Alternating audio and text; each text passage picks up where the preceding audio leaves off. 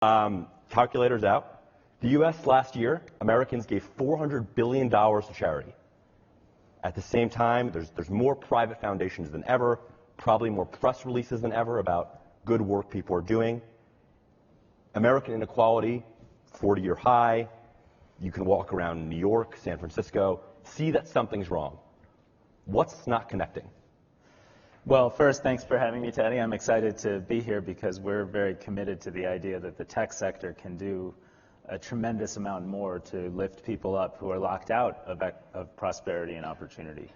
The premise of your question is absolutely right. We live in extremely unequal and frankly inequitable times. If you were born in the 50s and 60s in America, there was a 90+, in fact, unless your last name was Rockefeller, there was a 90+% chance you would do better than your parents. If you were named Rockefeller, that was a higher bar to achieve. By the time you look at the birth cohorts in the 1980s and 1990s, it's 50%. If you were born in poverty, a kid born in poverty in that earlier era, 50% of them would end up in the middle class. Today, it's less than 25%. Just as a thought exercise for this room, so familiar with technology, imagine the world in 1981 compared to the world today and how much wealth has been created and who has benefited, largely the technology sector in particular. Mm-hmm. Over that same period of time, the bottom 90% of American households have seen their real incomes be absolutely flat. So the structure of our economy has changed because of technology and globalization. And the only way we're going to change it to make it more equitable is thoughtful public policy, renewing, re-inspiring our politics, looking at where science and technology and the tools that allow for such progress can be applied to lift people up. And that's where philanthropy can play a role, as risk capital to bring those ideas forward and to help instigate those solutions. You said the only thing that could do it is government. Does that speak to the limitations of philanthropy? Because lots of people in the fundraising business would say, we've given $400 billion to charity, maybe we need to give 500 or 600 or 700. Do you feel like it's a question of $1 billion here, $1 billion there, or is the idea that like private philanthropy is enough to sort of solve the problems of American inequality? Is that just a false premise to begin with? Well, private philanthropy is not going to do it on its own, by no means. In fact, it's more like the old Margaret Mead quote that a small group of committed people working together can solve any problem. And we believe that, but we believe in public-private partnerships. The greatest hits of the Rockefeller Foundation, and frankly of all of philanthropy, have been efforts to create human progress with the public sector and with the private sector, not trying to replace it. I ran USAID before having this role. We had a $24 billion budget. Every year the Trump administration proposes a 30% cut to that. And no one's going to make that up with a little increase in private philanthropic giving to the poorest countries in the world. Right. So we have to know the game we're playing.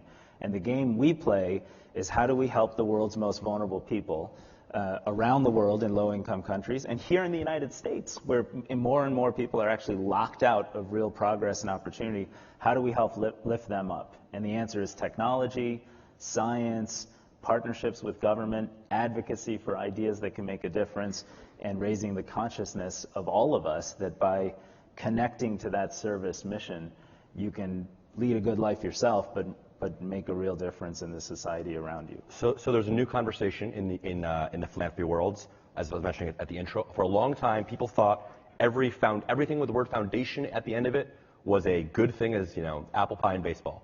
Right now, there's a new kind of dialogue about whether or not big gifts, big gift to a school, big gift to a museum, big gift to the Rockefeller Foundation or any other foundation, is a cover-up for sort of the ways in which the wealth has been acquired.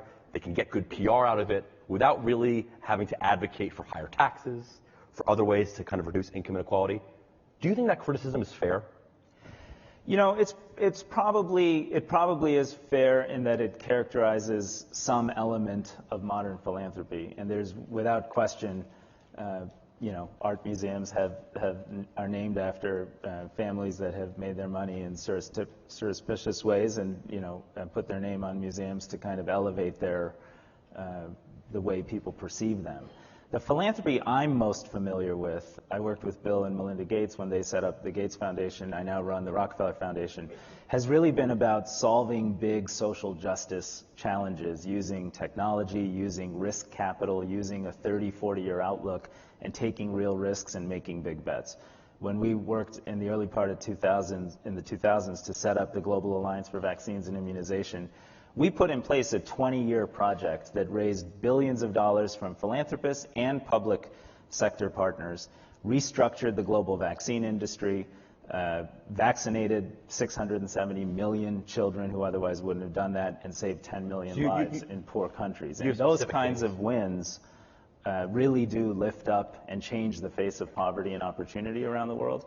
And unfortunately, this current debate, while sexy to discuss, kind of misses the point that those types of grand projects can actually change the face of the human condition. You see this as a 5%, 10% thing, not in terms of the gifts that are not necessarily in pursuit of a noble aim, but are in pursuit of a good story for the donor to tell. You see that as maybe a 5-10% issue, not the way it's been characterized recently, or at least by critics, as a 70-80% issue. Yeah, that's correct. I see it as a smaller percentage of total activity in the philanthropic sector. Now, I'd also make the distinction, you mentioned $400+ billion a year. That's true.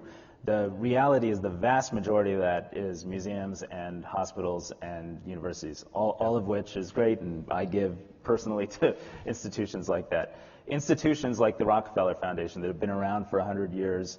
We've been fortunate. I had nothing to do with this, but won 2 Nobel Peace Prizes for the yellow fever and the Green Revolution that moved 1 billion people off the brink of poverty and hunger over a 30-year period.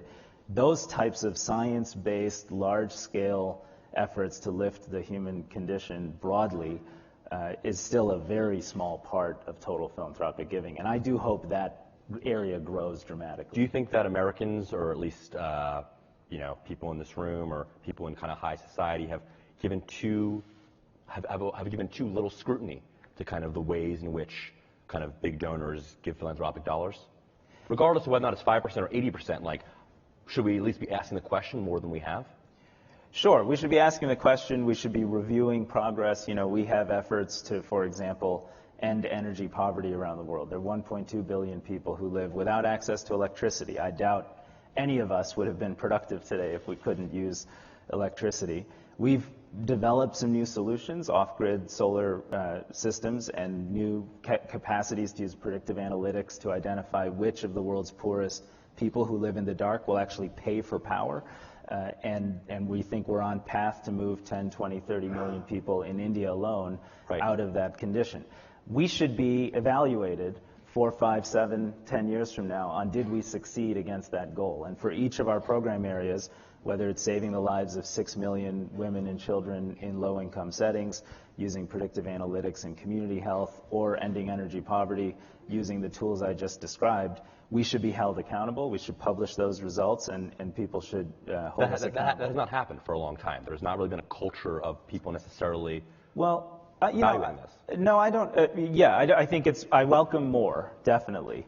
But I think it's a mistake to lump the Rockefeller Foundation, the Ford Foundation, the MacArthur Foundation, the Gates Foundation, and some super innovative things I think Lorraine Paul Jobs is doing with her philanthropy, and so many others, into the category of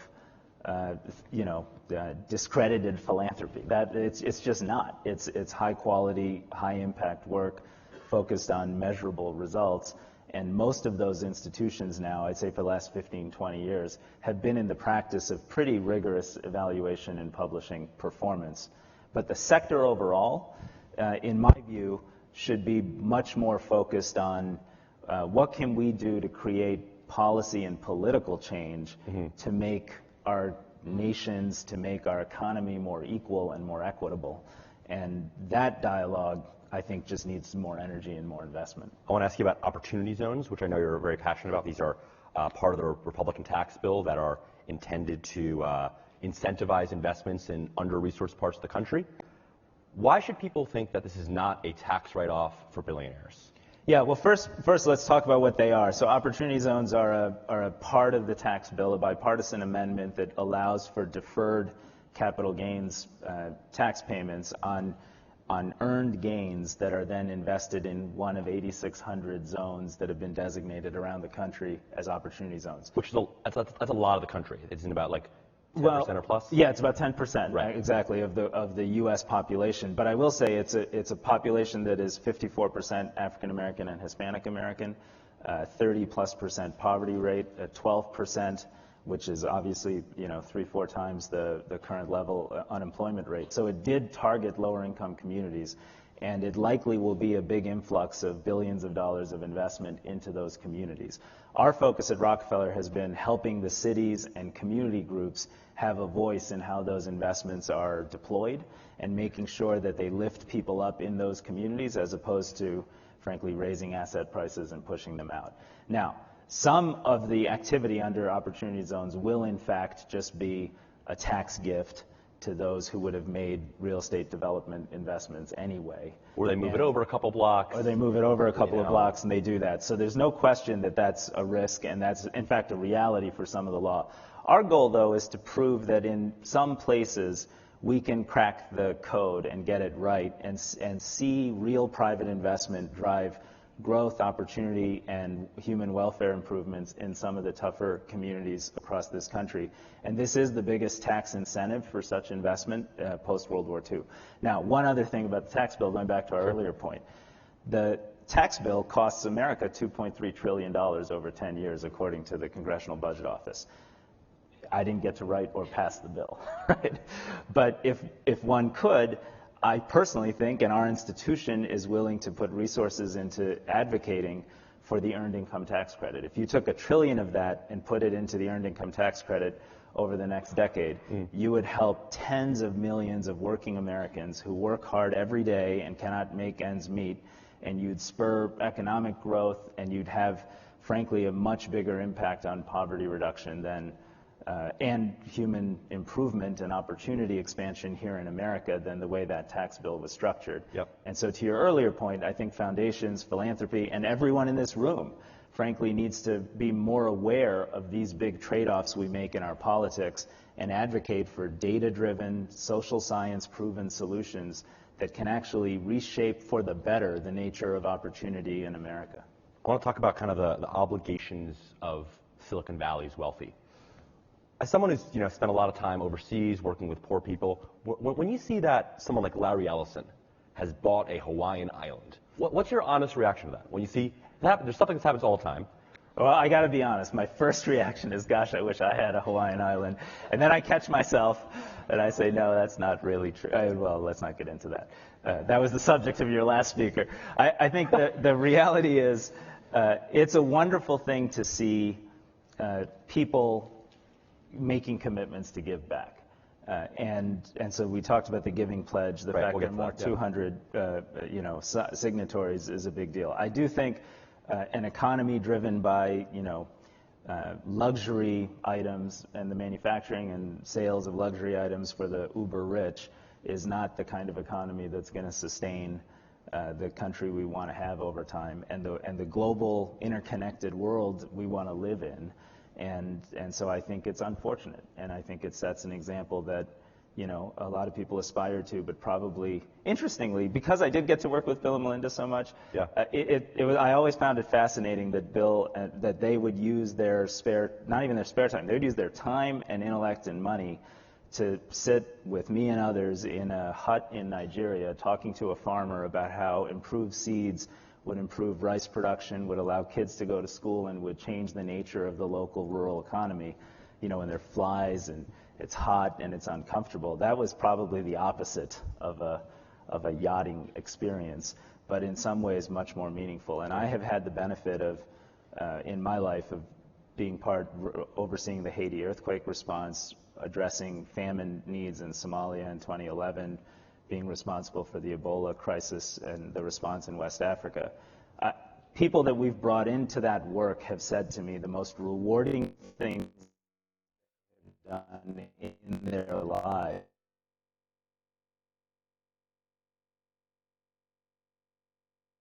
have been their ability to helping others.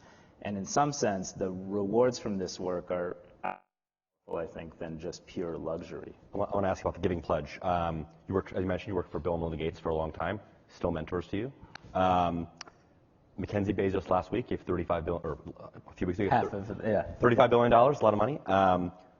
There's a lot of positive buzz about the Giving Pledge. Only about 7% of the world's billionaires have signed it. About a sixth of Americans billionaires have signed it. A decade in, is this a policy failure, or is this good enough? Well, the Giving Pledge is important because you want everybody who has the means to say we're going to give half our wealth away to make society a better place. I would love to see it also say that those resources would go primarily to the kind of social justice types of efforts we talked about earlier. So people aren't giving money to a new college auditorium. That's correct. I mean, right now it doesn't have those kinds of rules around. Right. I mean, right now there's basically zero rules. You don't even have to do it.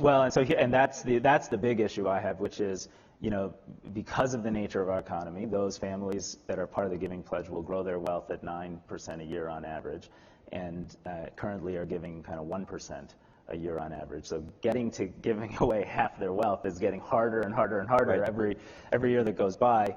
And while philanthropy is never going to be a solution for policy and politics and changing the nature of our societies, they can have tremendous impact if they move faster. At Rockefeller, we created a co-impact platform to allow Giving Pledge and other families who want to work with us in a collaborative way to accelerate their giving. And it's been a phenomenal experience. As a result of just in a couple of years, we're seeking to move 1 million of the world's most highly impoverished women out of poverty in a number of countries, getting 4 million kids, mostly girls, in school and educated in parts of Africa and Latin America, reducing the child mortality, the child death rate in Liberia by 50% through investments in community health, and in all of those putting in place really high quality data systems to be able to see what's happening and optimize performance. My instinct is when Giving Pledgers and others touch and see and understand the speed of impact you can have in this world through those kinds of projects, they will be inclined to give much more. I want to ask another question before we get some folks to the mics. Charlie Munger, not a guy of Silicon Valley, but he has this famous quote, which I'm sure you know, which was he was on the board of Costco, and he said that he thought that Costco did more good for the world than the Rockefeller Foundation. He was just using you guys as a stand-in for choose your name philanthropy. Yeah. But it's this idea that, which I'm curious whether or not you think this happens in Silicon Valley, the idea that people, maybe you're a venture capitalist, you do some impact investing, maybe you're a startup CEO, which does some good for the environment, that your day job is good enough. Yeah. Do you see that in the Valley, in tech specifically? Well, definitely, 5 to 7 years ago, when I was in government and I'd come to the Valley and visit with CEOs and companies, there was this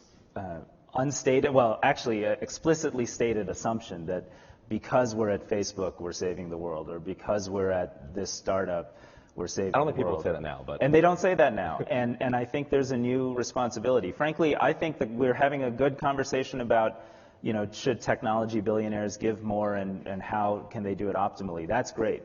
In addition to that, we need to be having a conversation of how can the tools of modern technology that are transforming every part of our life and our society be deployed to lift up and support those who are fundamentally locked out of prosperity and opportunity in the world. And I see every day the opportunity for you, if you're a computer scientist, if you spent your time helping to understand how predictive analytics can identify a high-risk pregnancy in Rajasthan, India, there's a project we do, before the woman's even pregnant, we can get 3 or 4 antenatal community health visits to that woman at almost no additional marginal cost and prevent either death or disability or child mortality in the first 48 hours of life following birth by that simple intervention. And I saw that Mary Meeker today was quoting Tim Cook and said, Apple's going to be known in the long arc of history as having transformed health for its work on health, which is great.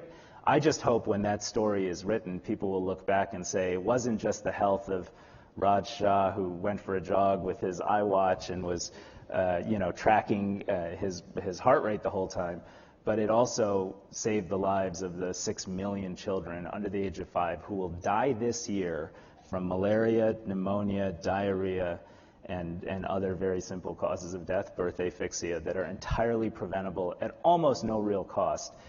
But but we need the predictive analytic tools, Yep. and we need the data visualization systems, and we need the architecture to do it, and we need your help from the tech sector to make that real. Quick question. Anyone at the mics? If not, I got one last thing. You had a good relationship with Republicans when you were head of USAID. Different Republicans who are now in power. You guys are now funding projects like taking down Confederate statues in New Orleans. I'm just curious how you've had to reimagine philanthropy in an age when the safety net's being cut back, and presumably lots of the priorities that, I know you guys have made a big push on resilience against climate change. This is a different world in which you're trying to change than the one 4 years ago. Yeah.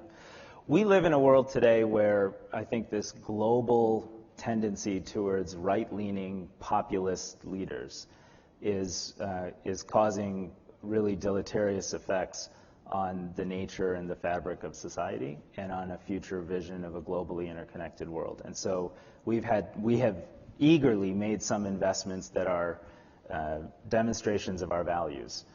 Confederate statues in New Orleans with Mitch Landrieu, or efforts to support certain groups on dealing with crises at the border, or efforts to support journalists around the world that are often being persecuted and increasingly, as we heard earlier today, coming under threat.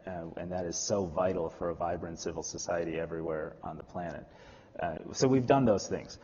But I'd say, the real solution is going to come from a politics that is more conscientious, more informed, more evidence and data based, and more willing to understand that we are all in this together. And when I was in government, I spent a lot of time, as you mentioned, with Republican leaders in the Senate and the House. And I was proud of the fact that we were the only agency at the time to get our budgets increased. We had 3 major pieces of legislation that were passed on a bipartisan basis, including efforts to fight hunger around the world. And I came to appreciate the depth and sincerity that very conservative, faith-driven Republicans had for our global mission of ending extreme poverty. And that has stayed with me. And I'm an optimist today because I believe most people in Washington and around this country want to live in a more fair and a more just world, are willing to work together to get there, and they need leaders who will honor that and bring out those tendencies as opposed to the tendencies that tend to tear us apart. And if as philanthropy we can be the risk capital that gives people the space and be a bridge between Republicans and Democrats, or rural communities and urban communities, or low-income countries and Silicon Valley, we will serve as that bridge. And that, in fact, is a much more powerful contribution to the world than seeking to solve the world's biggest problems with our checkbook, which is too small for that task. Sounds good. Rajiv Shah, thanks, guys. Thank you.